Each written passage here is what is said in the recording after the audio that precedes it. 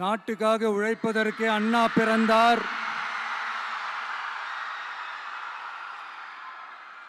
பொது நலத்தில் தானே நாள் முழுக்க கண்ணா இருந்தார் அப்படின்ட்டு எம்ஜிஆர் அவர்கள் ஒரு பாட்டு ஒன்று பாடியிருக்கிறாங்க, கேட்டிருப்பீங்க. அப்படிப்பட்ட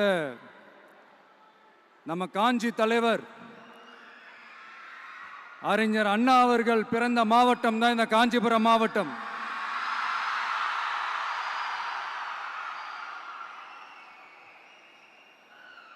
தன்னுடைய வழிகாட்டின்றதுனாலேயே தான் ஆரம்பிச்ச கட்சியினுடைய கொடியில அறிஞர் அண்ணா அவர்களை வச்சவர் எம்ஜிஆர். ஆனா அறிஞர் அண்ணா அவர்கள் ஆரம்பிச்ச அந்த கட்சியை அதுக்கப்புறம் கைப்பற்றினவங்க என்னெல்லாம் பண்றாங்கன்னு நான் சொல்லிதான் உங்களுக்கு தெரியணுமா என்ன? மக்களே, உங்களுக்கு தான் அது நல்லா தெரியுமே.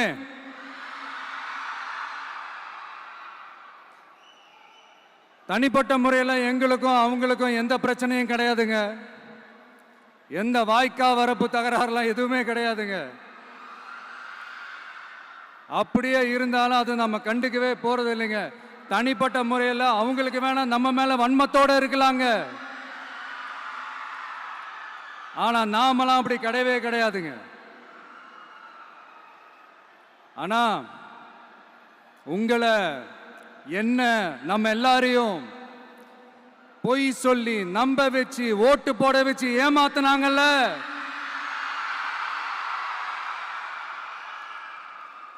அப்படி ஏமாத்தி ஆட்சிக்கு வந்து நல்லது செய்யற மாதிரி நடிக்கிறாங்கல்ல, நாடகம் ஆடுறாங்கல்ல,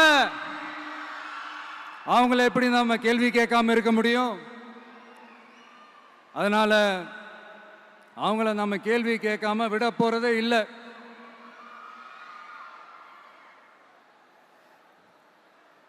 இதை ஏன் நான் காஞ்சிபுரம் மாவட்டத்தில் இருந்து நான் சொல்றேன்னா, தெரிஞ்சோ தெரியாமலோ இந்த மாவட்டத்துக்கும் நமக்கும் ஆட்டோமேட்டிக்காவே ஒரு கனெக்ஷன் ஒன்று ஏற்படுதுங்க.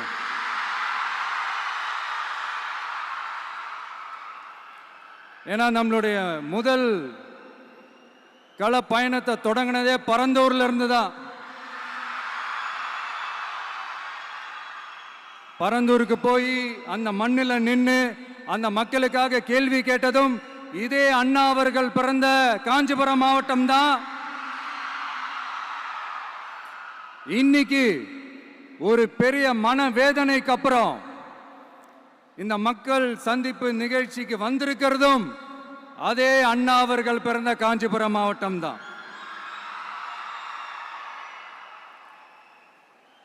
அதனால நமக்கு எல்லாமும் கொடுத்த நம்ம மக்களுக்காக எல்லா நல்லதையும் செய்யணும். அதுவும் சட்டப்பூர்வமாக செய்யணும், அங்கீகாரத்தோட செய்யணும், அதிகாரப்பூர்வமாக செய்யணும், ஒட்டுமொத்த தமிழ்நாட்டு மக்களுக்கும் செய்யணும், ஒரே மாதிரி செய்யணும், ஒரே எண்ணத்தோட செய்யணும். அந்த ஒரே லட்சியத்தோட தான் நாம் அரசியலுக்கே வந்திருக்கிறோம். அதனாலதான் மக்களிடம் செல் அப்படின்னு சொன்ன அண்ணாவை கையில் எடுத்தோம். அவங்க சொன்ன மாதிரி மக்களை நோக்கி போறோம். ஆனா மக்களிடம் செல்னு சொன்ன அண்ணாவை மறந்தது யாரு?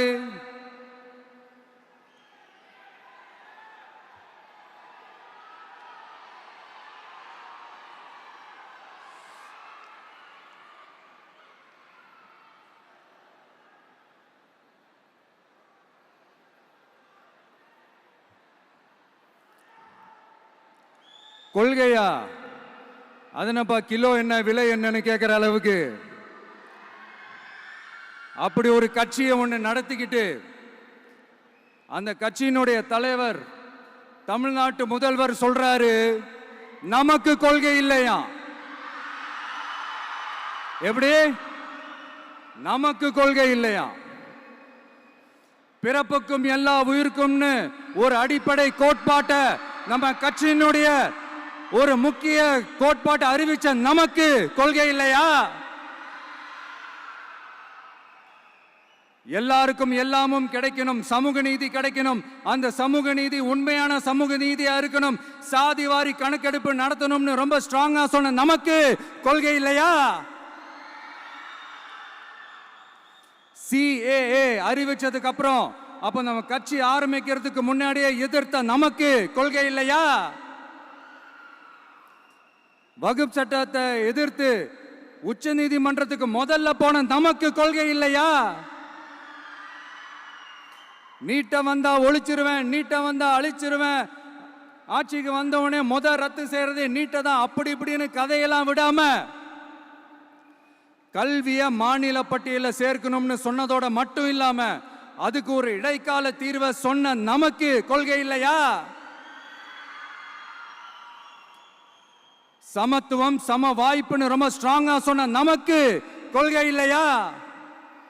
இப்படி கொள்கையை வெறும் பேச்சில மட்டுமே பேசிக்கிட்டு எல்லா கொள்கையும் அண்டர் கிரவுண்ட்ல அடக்கி வச்சுக்கிட்டு என்னமோ இவங்களுக்கு மட்டும்தான் எல்லா கொள்கையும் குத்தகைக்கு எடுத்த மாதிரி. இவங்க கொள்கையே கொள்ளை தானே. எப்படி?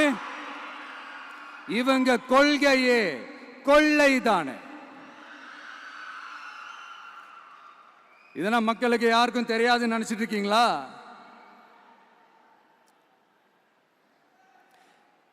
எங்க கட்சி ஒன்றும் சங்கரமணம் இல்லைன்னு சொன்னது யாரு? யார் சொன்னாங்க? ஏன் சொன்னாங்க? எதுக்கு சொன்னாங்க? இப்போ உங்க கட்சியில என்ன நடந்துகிட்டு இருக்குது அதையும் கொஞ்சம் யோசிச்சு பாருங்க, இதையும் கொஞ்சம் யோசிச்சு பாருங்க. அதனால பாப்பா, பவள விழா பாப்பா, நீ பாசாங்கு காட்டாத பாப்பா. நீ நல்லவர்கள் போல் நடிப்பதை பார்த்து நாடே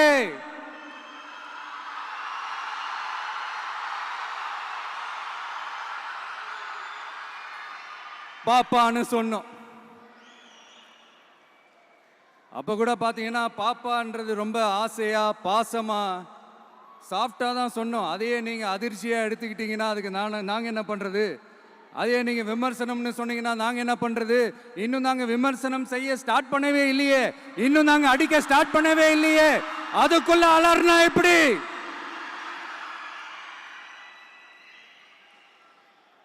அதனால உங்க அரசவை புலவர்கள் யாராவது இருந்தாங்கன்னா கர்ச்சீஃப் எடுத்து அவங்க கண்ணீரை துடைத்து விடுங்கள்.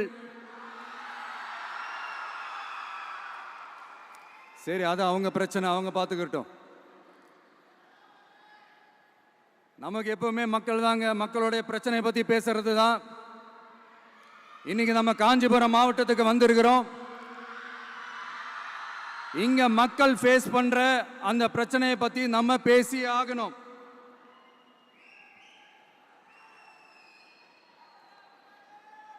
இந்த காஞ்சி மண்ணை வாழ வைக்கிற ஜீவ நதி பாலாறு, உயிர் நதி பாலாறு. இந்த மக்களோட உயிரோடவும் ரத்தத்தோடும் கலந்து ஓடுவது பாலாறு. அந்த பாலாறை இன்னைக்கு பெரியார் பெயரையும் அண்ணா பெயரையும் சும்மா பேருக்கு வச்சுக்கிட்டு ஆட்சி நடத்துறவங்க என்ன பண்றாங்க தெரியும்ல? சுரண்டிட்டாங்க, கொள்ளையடிச்சிட்டாங்க, நாசம் பண்ணிட்டாங்க, மோசம் பண்ணிட்டாங்கன்னு இன்னும் என்ன வேணாலும் சொல்லலாம். ஆக மொத்தம் அழிச்சிட்டாங்க. இதை நான் ஏதோ போற போக்கில் ஏதோ அடிச்சு விடலங்க, ஆதாரத்தோட தான் சொல்றேன். அனுமதிக்கப்பட்ட அந்த லெவலை தாண்டி 22,70,000 யூனிட் மணலை கொள்ளையடிச்சிருக்கிறாங்க. ஆக மொத்தம் இதுல அவங்க அடிச்ச கொள்ளை எவ்வளவு தெரியுமா? ரொம்பலாம் இல்ல, கம்மி தான். 4,730 கோடி. கம்மி தான் இல்ல?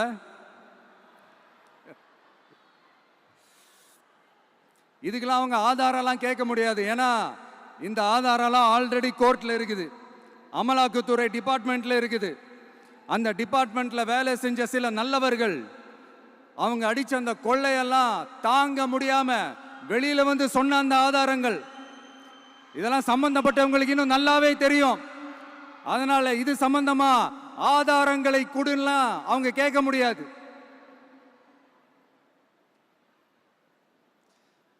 மணலை கொள்ளையடிச்சா நீர்நிலைகள் அழியும், ஏரி குளம் கண்மாய் எல்லாம் அழியும். இதெல்லாம் அழிஞ்சா விவசாயம் அழியும். விவசாயம் அழிஞ்சு போனா விவசாயிகள் அழிஞ்சிருவாங்க. ஆக மொத்தம் நாம் எல்லாரும் மொத்தமா அழிஞ்சு போக வேண்டியதுதான்.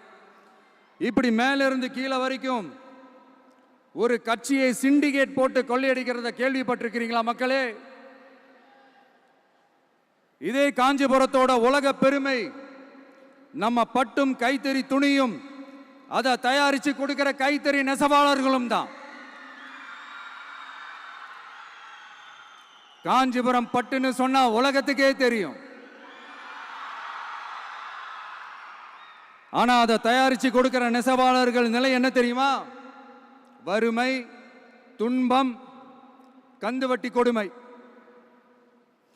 பட்டு கைத்தறிக்கு கூட்டுறவு சங்கங்கள் இருக்கு, பருத்தி கைத்தறிக்கும் கூட்டுறவு சங்கங்கள் இருக்கு. சுமார் 40,000 பேர் அதில் உறுப்பினர்களா இருக்கிறாங்க. அது போக சாய தொழில், தறிப்பட்டறை தொழில் இதை நம்பி 40,000 குடும்பங்கள் இருக்கு. ஆனா அவங்களோட ஒரு நாள் கூலி எவ்வளவு தெரியுமா? வெறும் 500 ரூபா தான். அதை கொஞ்சம் அதிகப்படுத்தி கொடுங்கன்னு போராடி போராடி பார்த்து ஒன்றும் நடக்கல.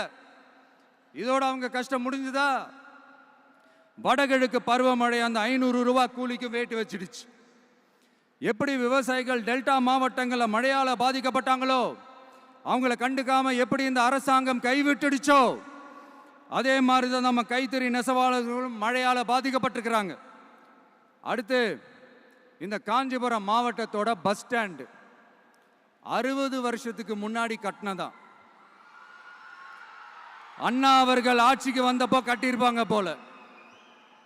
அது இன்னும் புதுப்பிக்க கூட முடியாம கேட்டா என்ன சொல்லுவாங்க? அந்த லேண்டு வந்து கேஸ்ல இருக்குது. இல்ல நான் கேட்கிறேன், ஒரு கவர்மெண்ட்னால வேற ஒரு நல்ல இடத்தை தேர்வு செஞ்சு ஒரு பஸ் ஸ்டாண்ட் கட்டி தர முடியாதா?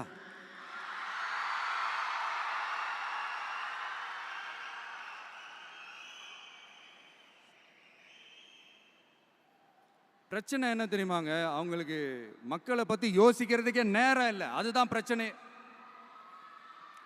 அடுத்து வாலாஜாபாத் பக்கத்துல அவலூர் ஏரி இருக்கு. அது பாலாற்றை விட உயரமா இருக்கு. அதனால என்ன ஆகுதுன்னா, ஆத்து தண்ணி ஏரிக்கு போக முடியாம போயிடுது. அதை சரி பண்ணி அந்த இடத்துல ஒரு தடுப்பணையை கட்டினா ஏரி நிறைய தண்ணி நிற்கும். அப்படி நின்னா அவலூர் மட்டும் இல்ல, ஆசூர் உட்பட இன்னும் எத்தனை கிராமங்கள், எத்தனை ஆயிரம் ஏக்கர் விவசாயம் நல்லா நடக்கும். இதுக்கு இன்னும் எத்தனை வருஷம் மக்கள் கோரிக்கை கொடுக்கணும், மக்கள் போராடணும். இந்த பிரச்சனையெல்லாம் இருக்கிற அதே காஞ்சிபுரம் மாவட்டத்தில் தான் பரந்தூர் ஏர்போர்ட் கட்டுற பிரச்சனையும் இருக்குது.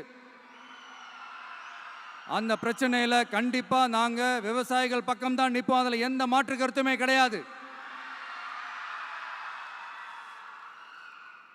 இந்த கவர்மெண்ட் பரந்தூர் விவகாரத்தில் எங்களுக்கோ இல்லை விவசாயிகளுக்கோ எந்த விதமான காரணங்கள் சொல்லி எஸ்கேப் ஆகவே முடியாது.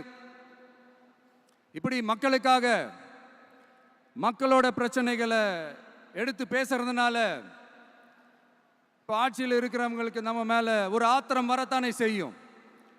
அதனால தான் நீங்கள் பார்த்தீங்கன்னா சட்டசபையில் ஆரம்பித்து ஒரு சாதாரண நிகழ்ச்சி வரைக்கும் எல்லா மேடையிலையும் மேடைக்கு மேடை டிவிக்கே தான். டிவிக்கே அவதூறு, அவதூறு டிவிக்கே, டிவிக்கே அவதூறு, அவதூறு டிவிக்கே. இதுக்கெல்லாம் கண்டிப்பா நாங்க பதில் சொல்லுவோம், சொல்லாமலாம் இருக்க மாட்டோம். இப்ப கூட கரூரை பத்தி பேசுவேன்னு எதிர்பார்த்திருப்பாங்க. அதை நான் கொஞ்சம் அப்புறமா பேசுறேன். பட் இப்போ நம்மளுடைய விஷன் என்னன்னு சொல்லணும்னு நான் கொஞ்சம் ஆசைப்படுறேன். நம்ம ஆட்சிக்கு வந்தா, அது என்ன வந்தா,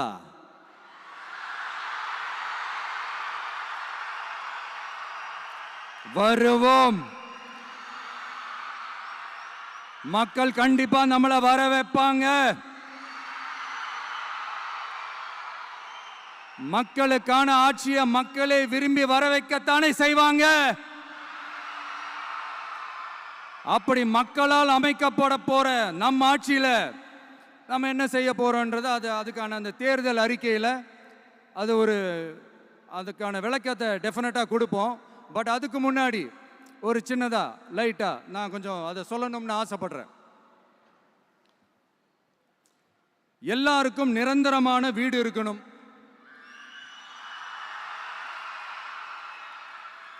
ஒவ்வொரு வீட்டுக்கும் ஒரு மோட்டார் சைக்கிள் வாகனம் உறுதியா இருக்கணும். காரும் தான் லட்சியம். அதுக்கான வசதி வாய்ப்பை உருவாக்குற அளவுக்கு பொருளாதார வளர்ச்சிக்கு வழியை உண்டாக்கணும். ஒவ்வொரு வீட்டில் இருக்கிற ஒவ்வொருத்தரும் மினிமம் டிகிரி படிச்சிருக்கணும்.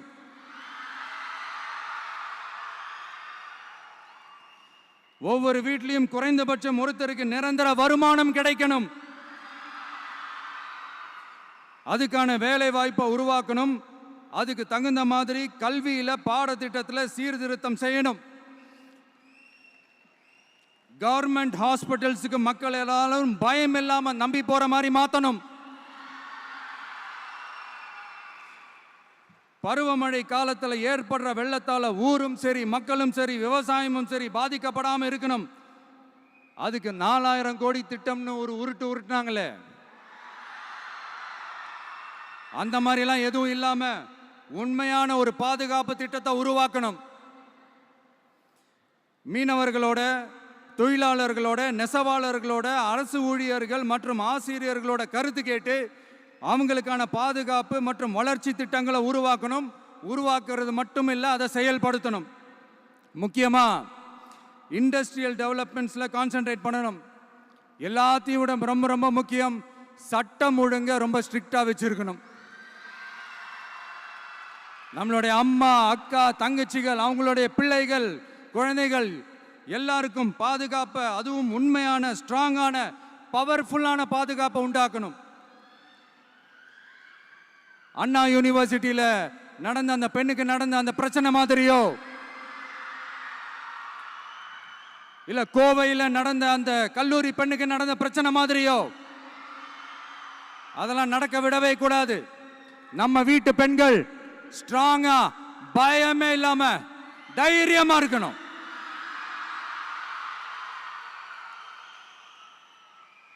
இதை எப்படி செயல்படுத்த போறோன்றது முன்னாடி சொன்ன மாதிரி நம்மளுடைய தேர்தல் அறிக்கையில் அதுக்கான விளக்கத்தை ரொம்ப டீட்டெயில்டாக கொடுப்போம். நான் சும்மா மற்றவங்க மாதிரி அவங்கள மாதிரி எல்லாத்தையும் அடிச்சு விட்டுட்டு ஏமாத்துற வேலையெல்லாம் இங்கே கிடையாது நம்ம கிட்ட.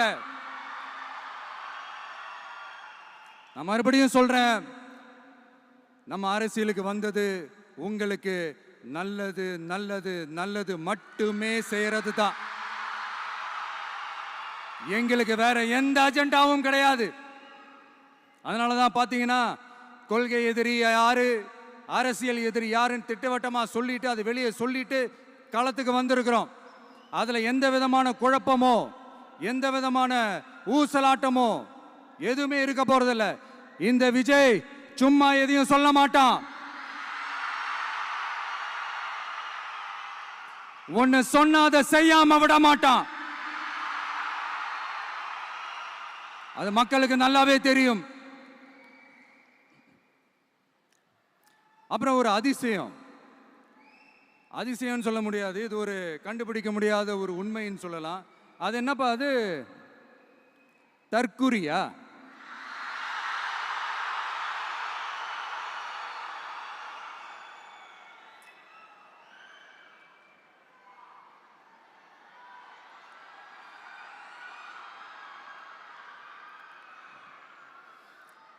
நம்ம டிவிகேக்கு சப்போர்ட் பண்ற கோடிக்கணக்கான லட்சக்கணக்கான மக்கள், நம்மளுடைய நண்பிகள், நம்மளுடைய ஜென்சி கிட்ஸ் எல்லாரையும் தற்குறிகள்னு சொல்லி வாங்கி கட்டிக்கிட்டு இப்போ அவங்களாம் தற்குறி எல்லாம் கிடையாது, அப்படிலாம் அவங்கள கூப்பிடாதீங்க, அவங்க சங்கிகள்லாம் கிடையாது, அப்படியெல்லாம் அவங்கள கூப்பிடாதீங்கன்னு சொல்லி ஒரு குரல். யாருடா அந்த குரல் அப்படின்னு பார்த்தா, இப்ப ரீசெண்டா அறிவு திருவிழான்னு ஒன்று நடத்தினாங்கல்ல, சாரி அவதூறு திருவிழா. அதுல அவங்க தலைமையே குழப்புற மாதிரி, அறிவு கண்ணை திறந்து வைக்கிற மாதிரி ஒருத்தர் பேசியிருக்கிறார். அவர் யாருன்னா அது அவங்களோட எம்எல்ஏவே. அந்த எம்எல்ஏ யாருன்னா நம்மளுடைய கொள்கை தலைவர்கள் ஒருத்தரான மக்கள் சேவகர் அஞ்சலை அம்மாளோட சொந்தக்காரர். என்னடா இது இப்படி ஆகி போச்சு? டிவிகேக்கு சப்போர்ட் பண்ற மாதிரி நம்ம கட்சியிலேருந்தே ஒரு குரல் வருதுன்னு சொல்லி தலைமையில் ஃபுல்லா கன்ஃபியூஷன். அந்த கன்ஃபியூஷன் இதோட நிக்காது. அந்த ஆதரவு குரல் ஒரு வீடு விடாம, ஒரு இடம் விடாம, எல்லா இடத்துலயும், எல்லா வீட்லயும் இன்னும் பலமா எதிரொலிக்குதான் இல்லையான்னு பாருங்க. சும்மா பிளாஸ்ட் தான்.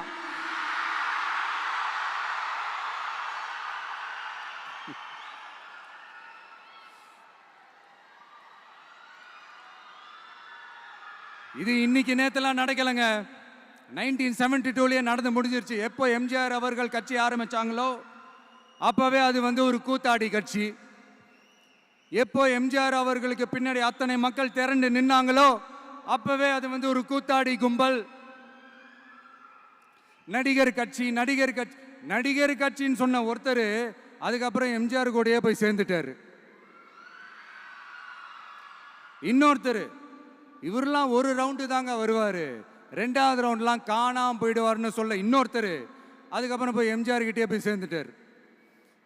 ஸோ இந்த மாதிரி இவங்க 2 பேர் மட்டும் இல்லை, ஒட்டுமொத்த தமிழ்நாட்டு மக்களும் எம்ஜிஆர் அவர்கள் கூட தானே போய் சேர்ந்தாங்க.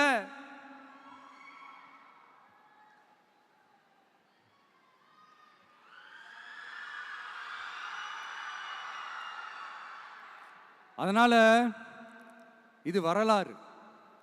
இந்த வரலாறு நம்மளை விட அவங்களுக்கு இன்னும் நல்லாவே தெரியும். அதனால தான் பார்த்தீங்கன்னா 53 வருஷமா அதே கதறல்கள். கூத்தாடி கூட்டம், நடிகர் கட்சி, நடிகர் கூட்டம், இப்படி. மர்மயோகின்ற ஒரு படத்துல அவருடைய கேரக்டர் பேர் கரிகாலன்.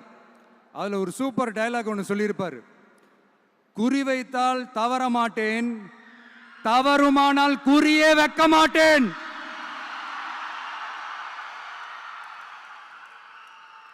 இதெல்லாம் யாருக்கு சொல்றோம், எதுக்கு சொல்றோம்னு புரிய வேண்டியவங்களுக்கு புரிஞ்சா நல்லா இருக்கும்.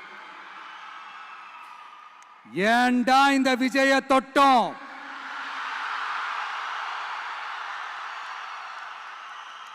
ஏண்டா விஜய் கூட இருக்கிற அந்த மக்களை தொட்டோம் நினைச்சு ஃபீல் பண்ண போறீங்க.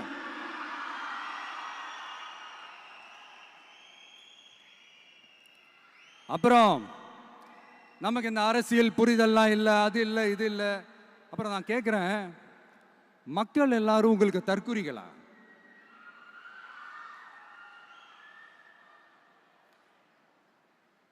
அதே மக்களோட ஓட்டு வாங்க போற நாம தற்குறிகள்னா அப்ப இவ்வளவு நாள் அதே மக்கள் கிட்ட தானே நீங்க ஓட்டு வாங்கிட்டு இருந்தீங்க.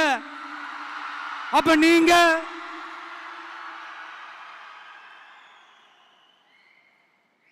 அந்த மக்களுக்கு நீங்க காட்டுற மரியாதையும் நன்றியும் இதுதானா?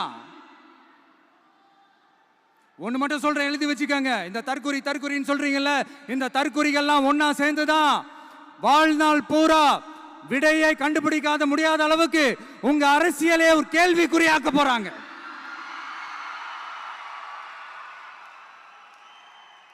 இவங்கெல்லாம் யாரும் இங்க தற்குறிகள்லாம் கிடையாது. இவங்க எல்லாரும் தமிழ்நாட்டு அரசியலோட ஆச்சரியக்குறி.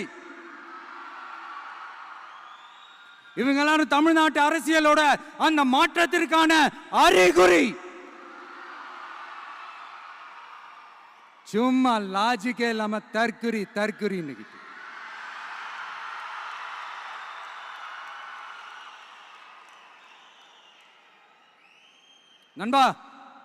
நண்பி,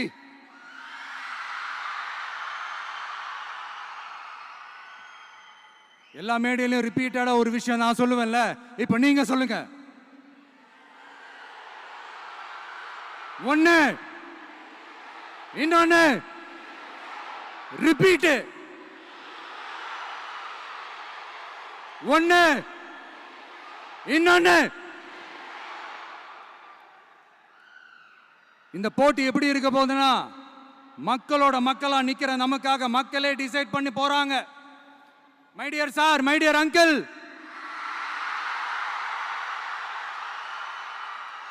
ஆல்ரெடி டிசைட் பண்ணியாச்சு.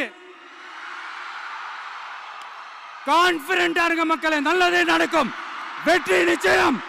மீண்டும் சந்திக்கும் வரை நன்றி, வணக்கம்.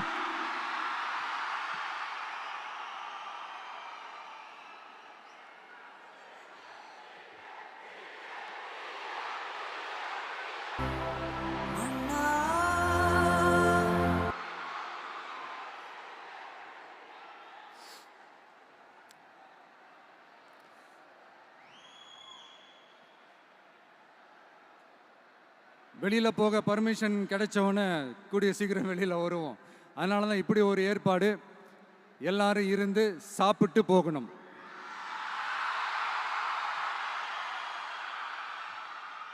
நன்றி, வணக்கம். சொல்ல மறந்துட்டேன், என் நெஞ்சில் குடியிருக்கும்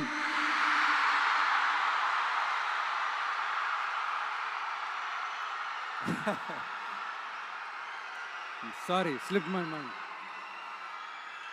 தேங்க்யூ. மீண்டும் சந்திக்கும் வரை நன்றி, வணக்கம்.